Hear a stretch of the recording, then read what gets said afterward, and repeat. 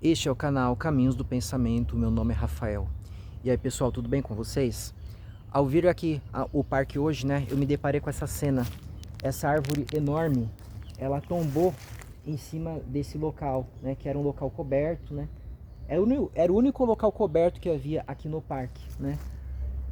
Quebrou tudo, né, quebrou a telha ali, derrubou a mureta, né. E eu fiquei pensando, pessoal, muitas vezes, quantas coisas na nossa vida são dessa forma, né? Quantas coisas com as quais nós estamos acostumados são destruídas. E quando eu falo coisas aqui, eu estou pensando coisas do reino do pensamento, tá? Quantas ideias nós alimentamos, nós defendemos, e um dia elas são refutadas, elas são esmagadas, né? E eu fico pensando nas mudanças que eu mesmo passei ao longo da minha vida. Quantas ideias eu defendi, às vezes ardorosamente, né? Com unhas e dentes, como se eu estivesse defendendo a minha própria vida. E anos depois eu fui convencido do contrário, e eu até passei a combatê-las, né?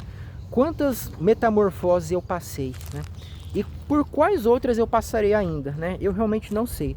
Mas se eu for parar para pensar, na linha do tempo existe algo sempre que se manteve em mim, que é o desejo pela verdade, né? E a busca ardorosa pelos fatos, sabe? E aquele apego à realidade, né? Mesmo quando eu acreditava em fantasias, em coisas mirabolantes, eu fazia isso fundado no testemunho de pessoas que me eram muito confiáveis, sabe? Às vezes experiências pessoais que eu mesmo tinha que me levavam a crer naquelas coisas. E eu falo aqui no sentido religioso mesmo, né? Quando eu defendia aquelas doutrinas, quando eu era realmente um pregador, eu fazia aquilo convicto. E não era uma convicção de mera conveniência ou porque aquilo me fazia bem apenas. Também me fazia, mas acima de tudo era porque eu acreditava que aquilo era real e aquilo fundamentava a minha fé e não o oposto. Não é que a minha fé fundamentava essa suposta realidade, né? Como se a minha mente fosse uma impressora 3D que criasse deuses, né? E cenários mitológicos.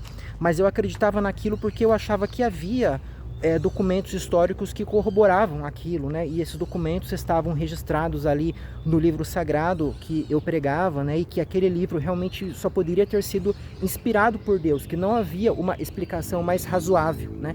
E eu apelava ali a inúmeras evidências, como profecias cumpridas, sabe? Harmonia interna, a preservação desse livro ao longo de milhares de anos, coisas totalmente que hoje eu sei que eram sofismas, né? Não que eu fosse uma pessoa assim que sabia que era errado e estivesse querendo enganar, mas talvez seria melhor falar, eram falácias, né? E ao invés de sofismas. E inclusive esses argumentos são usados pelos muçulmanos também para defender o seu livro sagrado, né? Eu vou deixar aí na descrição do vídeo uma página chamada Provas de que o Islã é a verdade. E aí você vai ver os argumentos que os islâmicos apresentam, são idênticos aos argumentos da maioria que os cristãos usam em favor da Bíblia, né?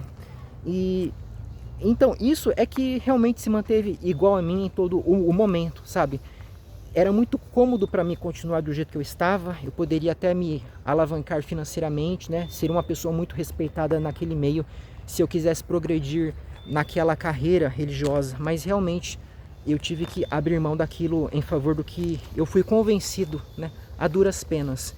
Isso diz respeito também a tantos outros pontos, né? Tantos outros pontos. Eu já fui uma pessoa que defendia muito a pena de morte, por exemplo. Fui convencido de que não valia a pena isso, né? Pelo simples fato de que sempre pode haver algum erro no julgamento e a pena de morte não admite nenhum tipo de reversão ou indenização, né? Tantas coisas que eu fazia, eu defendia o consumo de produtos de origem animal, eu defendia a pecuária, né? E, enfim, eu fui sendo desconstruído em muitos pontos, né? Eu considerava a homossexualidade antiética também, né? Fui convencido de que não é antiética e uma série de outras coisas, né? E eu acho muito fascinante essa capacidade que nós temos de refletir e mudar os nossos pensamentos. Parece que os outros animais não têm essa capacidade, né? Eles não criam esses sistemas intelectuais, porque eles não filosofam, né? O pensamento deles é mais limitado àquele meio, assim, em questão de busca de sobrevivência, reprodução, né? Esse tipo de situação, busca do alimento, né? Eles não atingiram esse nível ainda de abstrair a ponto de pensar no sentido da vida de uma forma mais ampla. Enfim, por hoje era isso, até a próxima.